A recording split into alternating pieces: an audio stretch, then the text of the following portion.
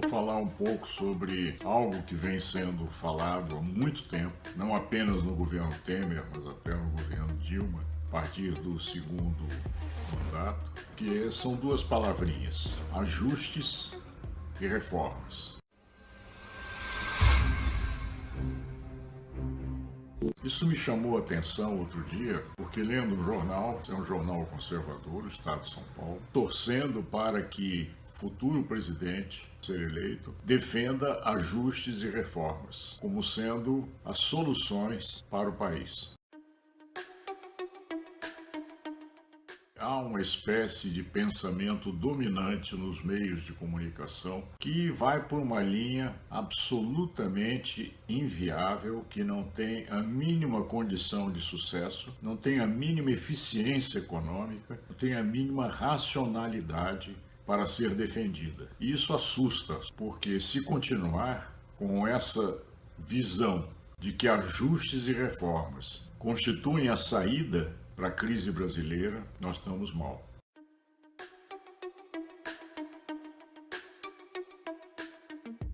Nós vamos continuar com mais alguns anos à frente, numa situação fiscal e numa situação de crescimento econômico péssimas, e aí sim as coisas vão ficar piores do que já estão hoje. Vamos então explicar um pouco o que é ajustes e reformas e vamos ver que caminho alternativo existe a essas propostas de ajustes e reformas. O que eles chamam de ajustes é o chamado resultado primário ficar zerado ou até um pouquinho acima do que zero. Ajustes não é palavra usada em nenhum momento na Lei de Responsabilidade Fiscal. A Lei de Responsabilidade Fiscal é muito mais precisa, muito mais rigorosa, muito mais exigente, muito mais fiscalmente sadia do que essa palavra de ajustes. A Lei de Responsabilidade Fiscal, no artigo 1º, fala em equilíbrio fiscal. Gaste aquilo que arrecada. Receitas igual a despesas. E a Lei de Responsabilidade Fiscal não discrimina que tipo de despesa tem que ser usada ou não nessa conta. São todas as despesas. E esse negócio de ajustes são todas menos juros.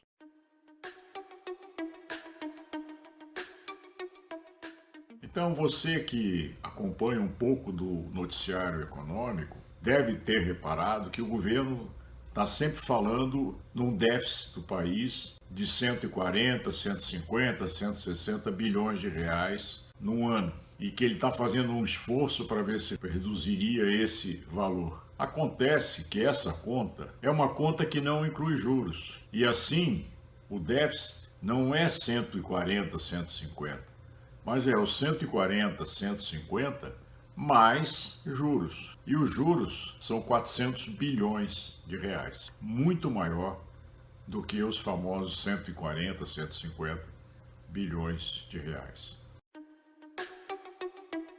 E a Lei de Responsabilidade Fiscal fala no equilíbrio fiscal. Quer dizer, se nós estamos com uma diferença de 500 e poucos bilhões de reais de déficit, há que ter o equilíbrio e para isso são necessárias políticas mais firmes, mais fortes, mais eficientes.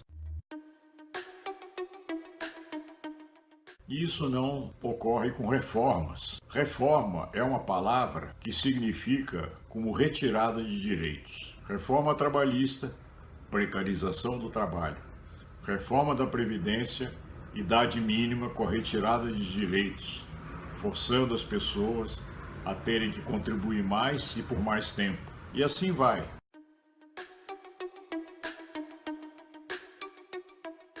Reforma tributária, quando eles falam, é apenas para sair bem na foto, mas todo mundo sabe que acompanha desde 1988, com a nova Constituição, sabe que ela é sempre proposta no início de qualquer governo federal e 3 meses depois morre no Congresso.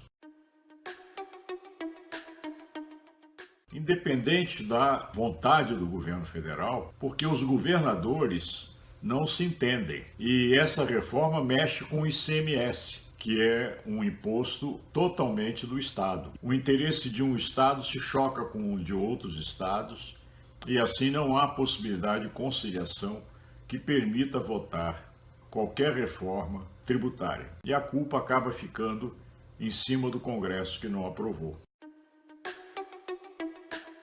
Em vez de reformas que querem mudar leis, nesse país o que falta é gestão, porque a máquina pública é tremendamente ineficiente, tremendamente irracional e, como nós estamos vendo, cheio de corrupção. E quando você quer fazer reformas, você quer mudar leis. Mas mudar leis, se a gestão não existe, ou se a gestão é precária, é mudar para não acontecer absolutamente nada.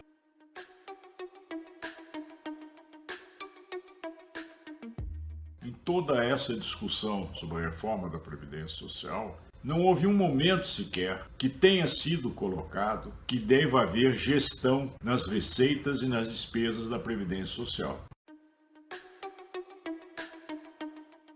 Você sabe quanto de dinheiro não entra nos cofres da Previdência por conta de sonegação e inadimplência? 30%.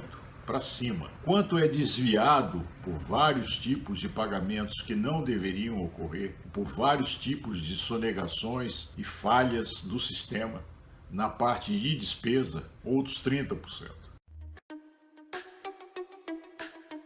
E gestão não se faz só com a Previdência, se faz com uma política de relações humanas no funcionalismo totalmente diferente do que existe hoje. Uma política de estímulo ao trabalho no setor público, uma política de valorização do bom servidor, uma política, enfim, de avaliação das ações de governo de forma geral. Nós sabemos que no governo, tanto federal como estadual e municipal, pelo menos 25% a 30% das despesas poderiam ser evitadas, porque há recursos que estão sendo mal dirigidos.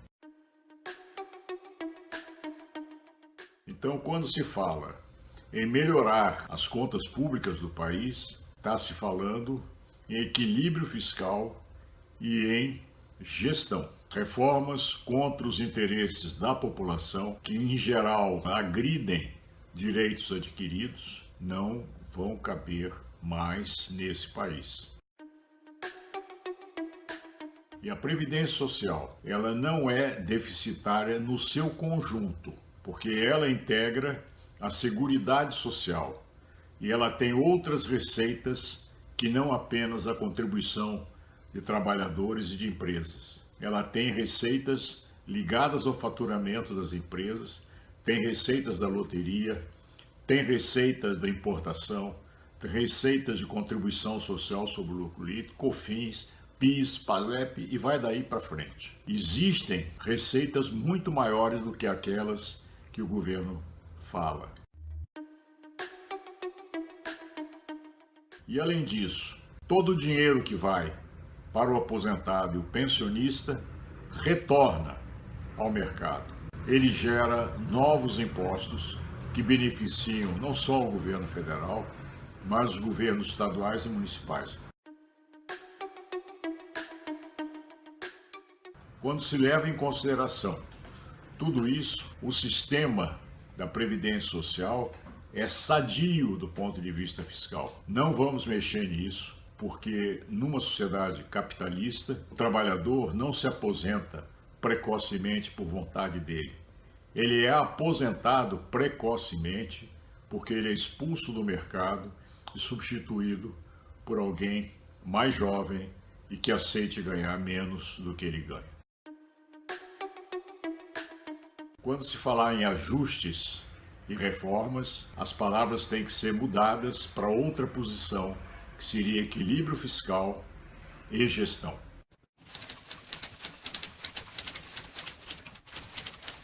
Oi, pessoal. Esse ano, um ano muito agitado, muita disputa. São as eleições em jogo, muita paixão, muitas ideias, muita discussão. Eu espero que essa página ajude a gente esclarecer um pouco melhor as nossas posições, trocar ideias com os nossos seguidores e que isso sirva para ajudar todos nós a conseguir contribuir de uma maneira mais forte para o nosso país. Muito obrigado.